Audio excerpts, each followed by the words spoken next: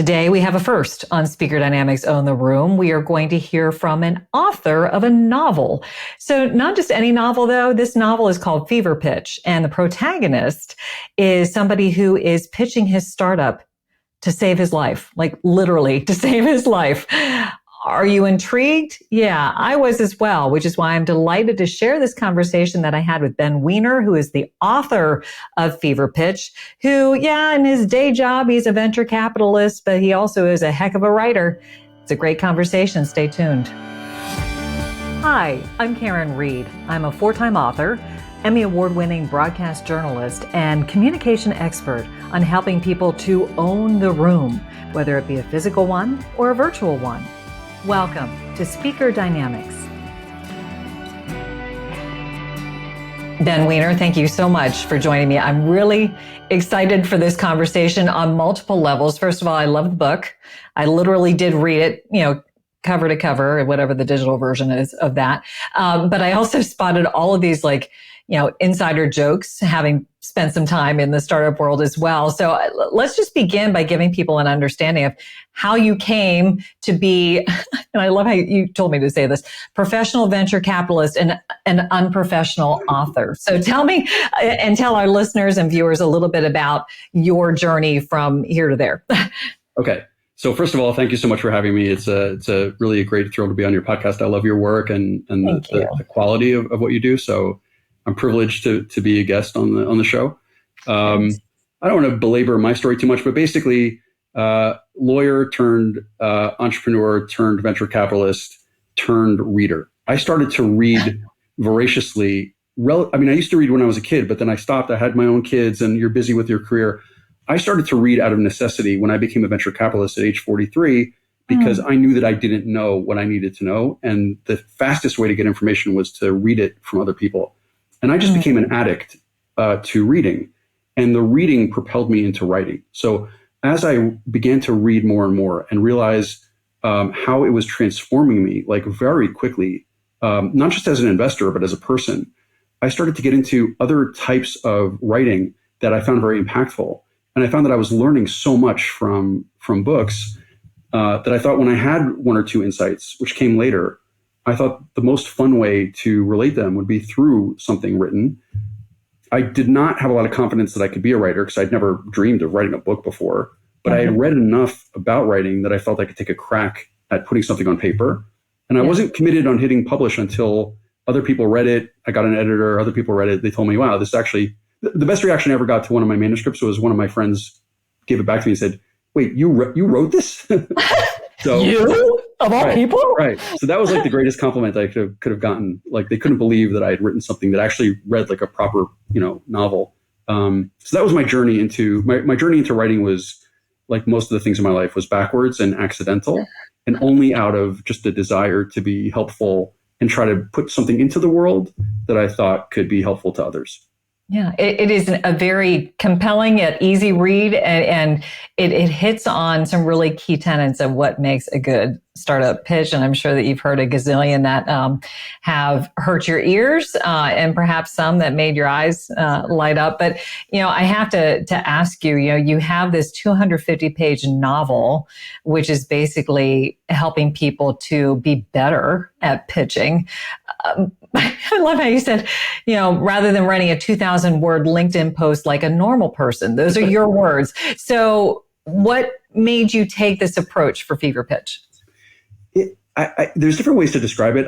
I just described it to some people that I just found out that I had this idea in my head and I wanted to read the story. And then I realized, well, it's in my head. The only way I'm going to read it is if I write it.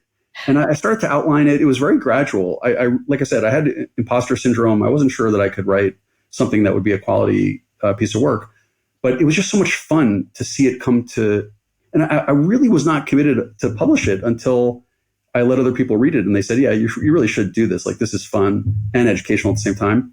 I was inspired by other works of fiction that teach. I was once standing with a friend of mine, and if you talk to me for more than 10 minutes, you realize that I make fun of myself all the time. And I don't speak, glowingly about myself. So I was standing with somebody and they said, wait, you wrote a novel about business? I said, yeah, you don't realize you're standing in the presence of one of the top 10 business fiction writers of all time. And they said, really? How do you know that? I said, because there's only 8 other bozos that have ever tried to write something like this. So it is very counterintuitive if you have a business principle to teach, to not just write it in a blog post and spend years or months writing a 250-page novel just to make a point. But the novel's rich. My story is rich with all sorts of other secrets and hints and other treasure maps for different people to pick up on. And again, like I said, I wanted to teach. I wanted to teach my way, which is through stories. And I just wanted to read what happened to this guy. And the only way I was going to do that was if I took a crack at writing it. So it's a long roundabout way of saying it didn't make any sense. If you think about writing a book, don't write a book. I mean, you've written a few. It's very painful. It's much more time than you realize. You have to really be loving what you want to give over to spend that kind of time on it. For me, this was always a labor of love. It's not a profit center. I'm giving away all the proceeds to charity. This is about putting something creative into the world and trying to inspire some people through creative artwork, which really was I was inspired by one of my heroes who makes like a vague appearance in the book.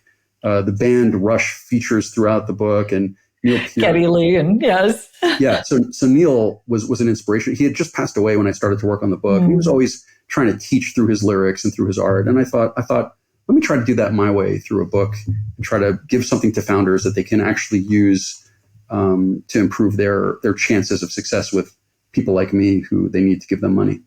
Yeah. Well, a story is something that is often sadly lacking in pitches. So I am glad that you put how to do a pitch in a story format to show people how it can be done. And, we have some mutual friends who, actually both appear on your book jacket. Matt Abrahams gave you a lovely endorsement. And then Guy Kawasaki wrote your foreword. And Guy is one of my favorite people in the world. And what I love about it is you talk about his 10-20-30 rule, which I actually have talked about in other episodes here on the podcast.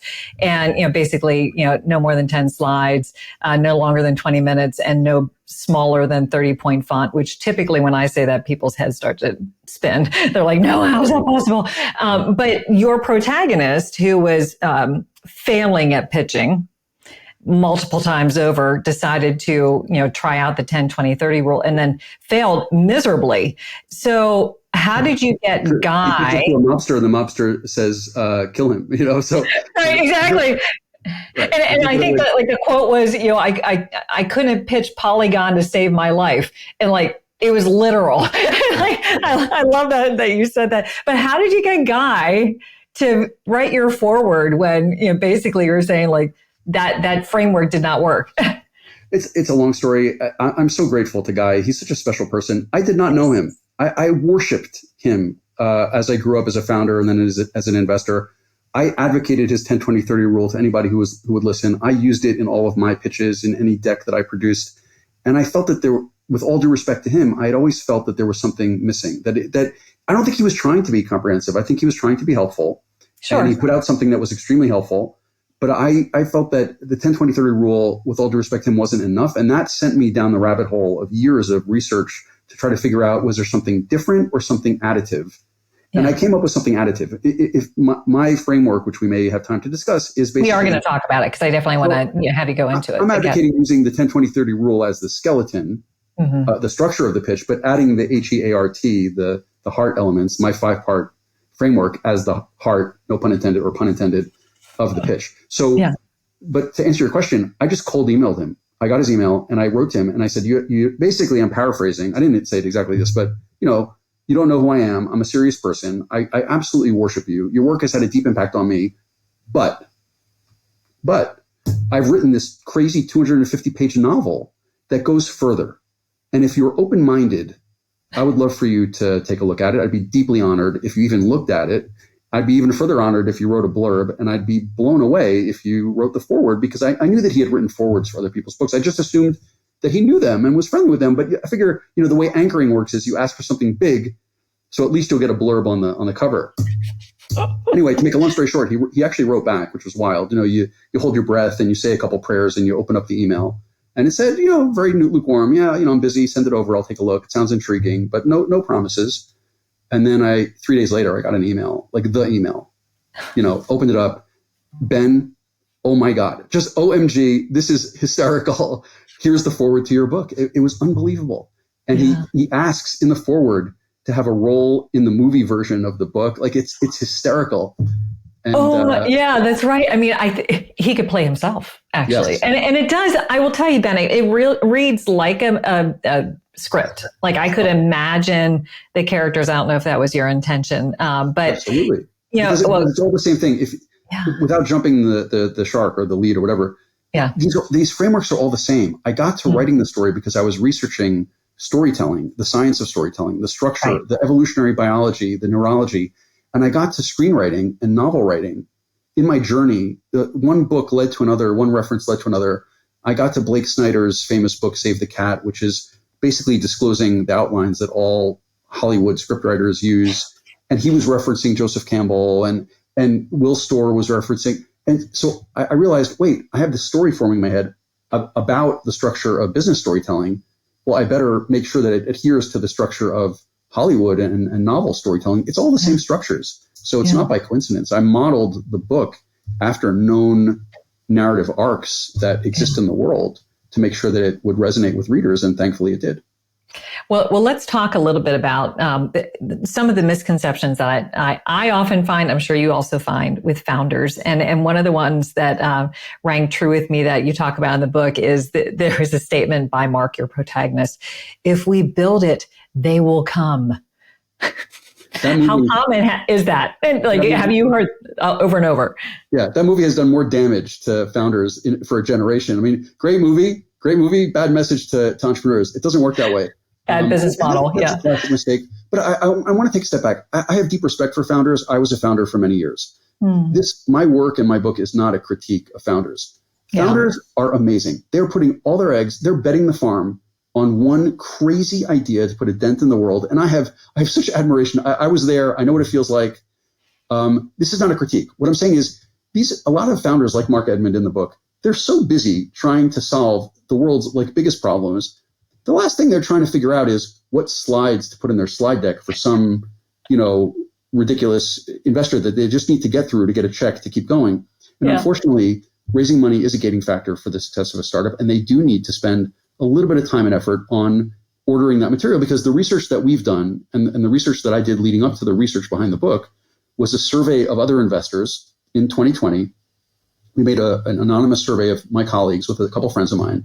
And we found that over 82% of VCs, like myself, expressed frustration and said, on average, the pitch decks that they receive are poorly organized. And not the quality of the venture, but the quality of the information, the structure of the information is dissonant and causing friction as they process it. That's a huge problem. So the idea was to try to solve that problem for founders, make it a little bit easier, give them a hack to say, here, I know you're busy. You got a lot of things going on in your life. You have crazy bleep going on. Use this framework as an easy upgrade to make your pitch resonate better with investors and give you a better chance of success so that you can focus on the things that you really need to focus, which is solving the world's biggest problems. Right. Yeah. Well, and typically the pitch framework that I use is even more simplistic than Guy's, and certainly more even than the Heart framework. I usually just do problem, solution, and why, and they're not equally weighted in terms of how long it takes to speak to them. But my theory is you've got to explain what the problem is before you get into the solution. But what I often found is that founders wanted to start with their solution because they were in love with it, and I'm like, nobody's going to care unless you explain why this is an issue that needs to be dealt with. So let's actually talk a little bit about your framework. You call it the Heart framework. This is something that comes to Mark, your protagonist, pretty late in the game, but we're like, thank God he got there because he needed to do lots of things. Because of a Rush song. Right, exactly. So tell me, the journey is really fun, by the way. From him scraping things out on a prison cell, and I don't want to give away too much of the book because there's a lot of good stuff in there. But there is a moment in a prison cell. There's lots of mobster action, which is super fun to visit. And there's also a discussion of just the financial hardships that can impact your personal relationships, and then there's a big reveal at the end, which we are not going to say because that took me by surprise, Mark. But so tell our listeners about that Heart framework that you speak to. Sure. So I believe that the pitch deck is broken, as we discussed with the survey that we did. And I believe that there's like 5 pressure points. After all of my research and studying the science of storytelling, I then applied that. All I've done is taken existing narrative structures in the outside world and applied them to the specific narrow slice of startup land and the interaction between a founder, an entrepreneur, and the person with money, the investor. I've just translated that narrative framework into our speak. And I found, after a lot of research, that there were 5 what I would call pressure points. This is like Kyusho Jitsu, which is a martial arts which focuses on the pressure points for self-defense in the human body. So they have their map of pressure points. I have a 5-part map of the positive pressure points. Like these are the triggers in the investor's mind that will release the next set of positive responses in order. And I can go into the research of how I got to these. It's mostly not my own work. I can quote very famous people on each one of these 5 things, but the research led me to these 5 pressure points. And then thankfully they mapped to an easy to remember acronym, which is HEART.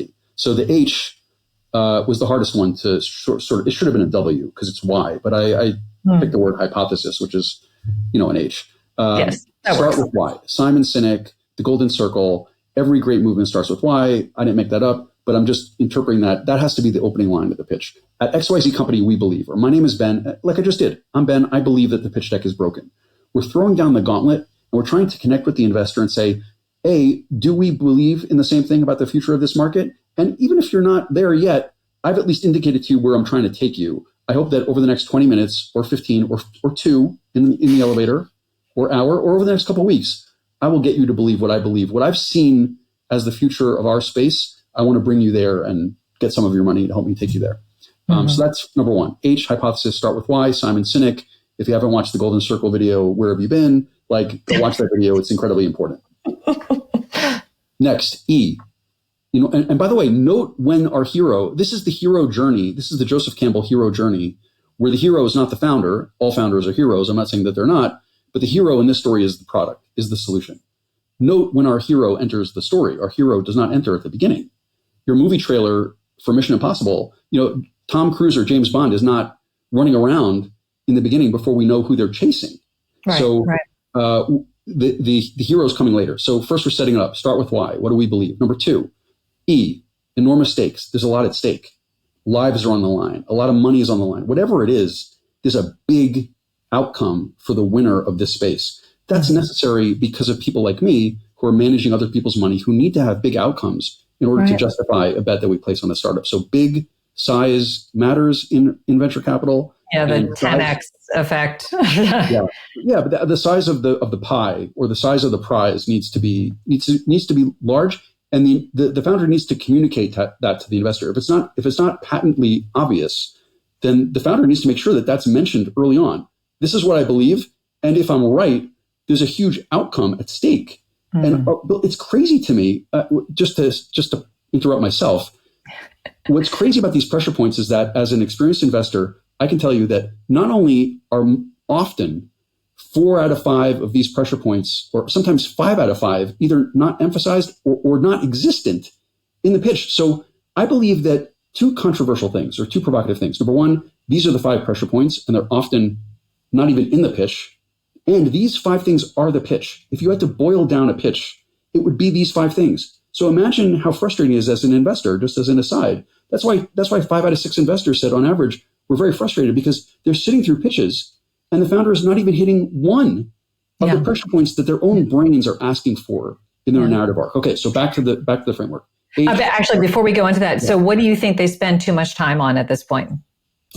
If somebody asks you what you do, oh, hi, you have a startup, what do you do? Obviously, what do you answer? Well, what you do. What I'm saying is, no, time out. There's like 3 or 4 things you need to say before what you do. Because even though the investor is asking you what you do, that's not really what they want to know. Their brains, their evolved caveman or cavewoman brains, want to hear the hero's journey story that we've evolved to tell since we were at the campfire back in the cave.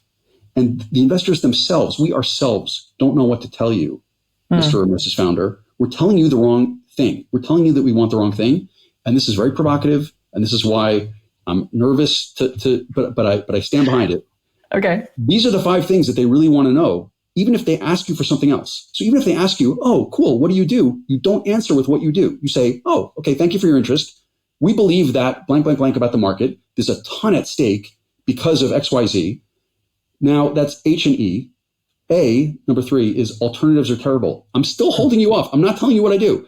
The alternatives in this problem that I just described, or this opportunity, which is huge, your next mental question is, okay, what's the current state of play? There's 7.5 smart people on this planet. Somebody's probably working on something. Or didn't I see 3 companies last week doing this? Or a million other questions about what the current state of the art is. Why do we need a startup? Maybe there's adequate solutions out there.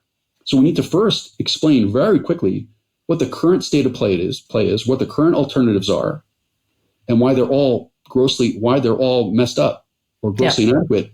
And that's the E. So that's the A, alternative, grossly inadequate. And then we have the R. Finally, the 4th out of the 5 elements, only then do we introduce our heroic, game-changing, paradigm-shifting, our radically differentiated solution. It's not enough to be better. Our solution has to be presented with all of its best features and functions and couched as completely, as best we can, as completely radically game-changing different because, and I quote Andy Ratcliffe and Ben Horowitz and Steve Blank and Jeff Bezos, they all stress that in order to be successful, generally startups need to be wildly differentiated, not just better. Unfortunately, in school and on your tests and in your life, better optimized is great. In startup land, not enough. It needs to be 10x perceived as 10x better by customers, by investors, in order for them to change their status quo and change their behavior and do your thing. So that needs to be stressed in the pitch, not just what we do and why it's better. That's not good enough. What the current alternatives are, why they're really, really terrible, and why the flip of that, which is the R, our solution is radically game-changing, paradigm-shifting, differentiated, order of magnitude 10x, and then we're 4/5 of the way there. And then all that's left is T, which is not the team, but specifically the traits and skills of the team. A lot of founders make a mistake on the team slide by just having pretty headshots, and most investors don't invest based on the good looks of the founders. Some of them probably do, but not most of us. We're not that shallow. We're shallow, but we're not that shallow. We want to know, does the team have the capability and ability to build, design, build, and sell this thing that they think they are going to bring to the world, and prove to us that these are the right people with the right roles defined and the right people for those roles. That's often missing on the deck in the pitch. They just gloss over that because, again, I think one of the fundamental mistakes that founders make, and I'm not being critical, I just think that it's true, is that when somebody like me invites the founder to a meeting, I think they just presume that we're giving them the benefit of the doubt and we're giving them a lot of credibility. But we're meeting with hundreds of founders a year, and we're only going to invest in 1% of those. Yeah. So we're actually, even though we've invited you in for the meeting, we're still extremely skeptical. And we need to be proven that you have the credibility and the ability to do what you do. I think a lot of founders take that for granted, and they just gloss over why they need to prove to the investor that they are the right people for these jobs that they've assigned themselves. So that's the 5-part framework. And I love that. And it actually does kind of maps onto the one that I use, because I would say like the HEA would be the problem. The R would be the solution, and the T would be at least part of the why, which is the why us. And why are we the team to bring this to the market? And you're right. Like the team slide is often just, pretty pictures with titles and maybe some credentials, but it's, what about the person that makes them the right, person who's in the stew of folks who are going to make this, become real in the marketplace. So I wholly endorse it. And looking at, I think is it 10 slides that guy has, that obviously the 10, 20, 30, but he goes pretty deep on some later ones, which they can be part of it. But in my world, like, I feel like they can fit into your HEART, and they can also fit into my problem solution why. So, I mean, but by the way, sorry to cut you off. I very explicitly doctored his 10, meaning I still agree with the 10 number. Yeah. Again, with all due respect to Guy, I don't think that he thought a lot about that post when he wrote it. I've thought about it for years, and I reordered some of those slides. They're nuanced differences, but they're incredibly important. So with all due respect, I've changed the titles and the order of the 10 slides very, very thoughtfully with a lot of research. And I have produced materials that give founders the new version of the 10-20-30 rule with my order of the 10 slides, what they should have on them. And that's available for free. That's out there. You don't have to buy the book to get that. And I feel very strongly the guy's right about the length, but with all due respect, I've changed the titles of the slides and the order slightly to have maximum impact on the lizard brain of the investor. Well, and I think that what you did made a whole lot of sense. So we spent a lot of time on this podcast talking about leadership communication, and one of the things that I have bumped into is a lot of founders who have come to me, and I've coached in various accelerators and incubators, and I had one person who absolutely hated the idea of having to speak on his company's behalf. Hated it. And I can tell you about how we've addressed that. But one of the things that you wrote in your book that your protagonist initially said was like he was not a fan of public speaking, and in fact proclaims that those who like to speak publicly were arrogant. But now, like, he was forced to speak about his nascent company. Do you feel like that is a common sort of feeling where founders just don't like that they have to kind of be part of this, I guess, dog and pony show? Like, what's your thoughts on that? Yeah, I don't know percentage wise if it's above or below 50%, but there's a significant percentage of people that are uncomfortable pitching because they feel like they're asking for something. There's this whole perception that story is negative, that or you're telling a story means that you're making something up. And so when I talk about storytelling structure, there are people who react negatively because they think I'm trying to teach them how to sell like a used car salesman. And you really have to invert that. Storytelling is how we've communicated and told a vision of the future from the time we were in the caves. So it's very, very important. And the greatest leaders were incredible storytellers. Truthful storytellers. I'm not advocating in any way, shape, or form that anybody make anything up. I'm saying if you've decided to dedicate the next couple of years of your productive life on this planet to this thing, to bringing this technology piece into the world, you clearly must have some sort of passion driving you, okay? You want to try to share that passion with other people who have money and have them join your crusade to bring this thing into the world. There's nothing manipulative about that. You have a treasure in your pocket and you'd like to offer it to somebody else to share with you the upside and the benefits of that thing. And if you invert all of that, then you're not trying to manipulate anybody. You're not trying to convince anybody to do what they don't want to do. You're trying to match what you believe with what they believe. You're trying to find, like dating or getting married. Are you trying to convince? I probably had to convince my wife to marry me because I'm a little bit of a You were successful. Yeah. Yeah. I think she might have some regrets some days, but seriously. But most people, like, you're not selling yourself. You're trying to find a partner and a match. It's the same thing with your startup and an investor. You have this wonderful thing that you believe passionately in. You want to find the right person or people who are going to share in your journey. There's nothing negative about that. There's nothing made up about that. And if you invert that, you can take a lot of pride in what you're doing and just get up on stage or get up in a room and share your vision of the future with other people and see if they want to go along with you. I think that's a very beautiful, wonderful thing. And I'm just trying to give founders the tools to, again, feel better about doing it, feel more confident, more in control about doing it, and help them find that right match where, God forbid, I think in the graveyard of failed startups, there's a small section of people that had amazing ideas, amazing technologies, and just couldn't explain it clearly enough and couldn't find an investor or the right investor to partner with them. And that investor was out there. And that's what I'm trying to prevent. I'm just trying to find, with this work, trying to get into the hands of some people. And if I can make a difference in a couple cases where somebody uses this to get to the right person who can help back them, then I've done my work and I'm the happiest person in the world. I love that. So Fever Pitch, honestly, I feel like it is essential reading for any founder. And, if you don't take my word for it, listen to Guy Kawasaki, who said, quote, essential business strategy with off-the-wall satire. I can't miss formula. So is there going to be a sequel? Is there a sequel in the works, Ben? I'm not sure. I said that and I wrote 4 books. That was 4 more than I anticipated. So you never know. I think only if I had a complete story. I think the short answer is I think the early stage of startups does map to a specific framework. I think once you get to product market fit, there's so many divergent paths. It would be hard to write a book that advocates a specific framework. I think the early stage pitching lent itself to a framework that could apply to almost anybody in that position, regardless of sector, regardless of geography. once you get past where Mark Edmund, I don't want to give away the ending, but once you get past the ending, and there's, like you said, there's a huge twist, which was a lot of fun to put in. I'm not sure what happens in the future would be relevant to everybody or just to specific types of startups. So I'm not sure that there's a sequel to this story. Is there another book in me? Maybe, but only if I have something that I feel is really important to teach.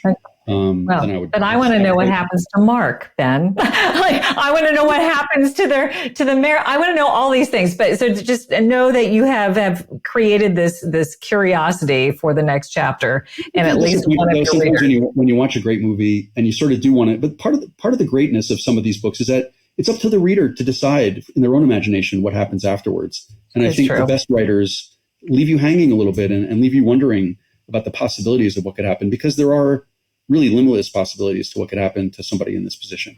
Well, I am considered to be, consider me hanging, because I would love to know what happens next. But actually, but not dissatisfied. Hanging, but not dissatisfied. But let's actually go to one of my favorite sections of any episode, which is where I like to leave our listeners and our viewers with one big takeaway, so that they can kind of chew on it, at least until they pick up the book and they can read it for themselves. Do you have something in mind?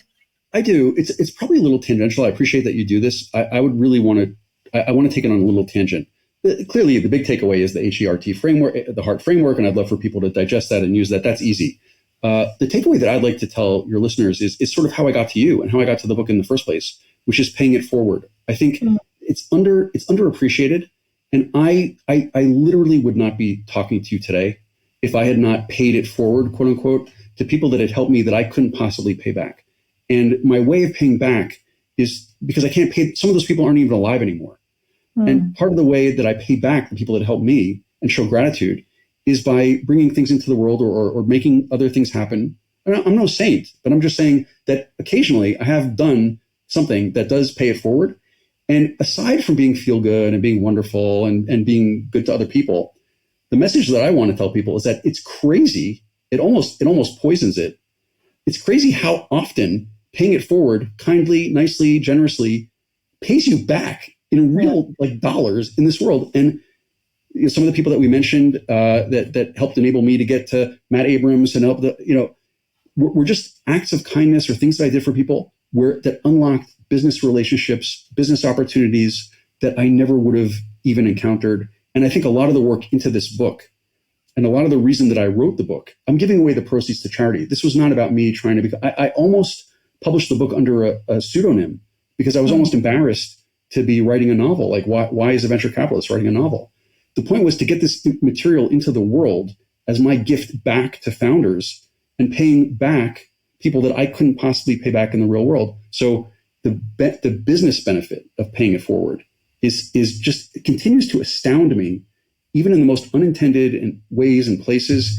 And just trust me, if you're listening to this and you're thinking, once in a while, you can't do it. You can't be, Mother Teresa and be a saint all the time. But if you're faced with a choice and you have the opportunity to pay it forward with somebody, do it. It's so invigorating, and you'd be surprised. Sometimes you get paid back a lot sooner and a lot more tangibly than you think. Well, that's awesome, Ben. I always tell my kids, be a force for good. You are a force for good today by sharing all of this with our viewers and listeners and putting such a great novel and business strategy book out into the world. So thank you. Thank you for that. And thank you for coming on the show. Thank you so much for having me. I really appreciate it. It's been a thrill. So Ben said it was an honor to be on the podcast, but I feel like it truly was an honor to have him on because I love the book and I think you will as well. So if you go to the show notes, you can find a link that will take you directly to the book page where you can purchase it. And as you heard from Ben, all the proceeds go to charity, which is just a supremely wonderful thing. So I hope you enjoyed hearing from Ben for this past half hour. But if you are clamoring to hear more, we have some bonus content this week where you hear an extra snippet of conversation that I had with Ben that just couldn't fit into 30 minutes. He talks about what he calls a doozy of a pitch, and he's heard many in his career as a venture capitalist. This one is well worth listening to. So if you want to check it out, go to speakerdynamics.com/bonus content. Once again, it's speakerdynamics.com/bonus content to hear a doozy of a pitch from Ben. I want to thank all of you for listening to this episode. If you like what you are hearing and what you are seeing, please tell your friends, your family, your colleagues about it, and let's continue to build the community for Speaker Dynamics Own the Room. Until next time, everybody.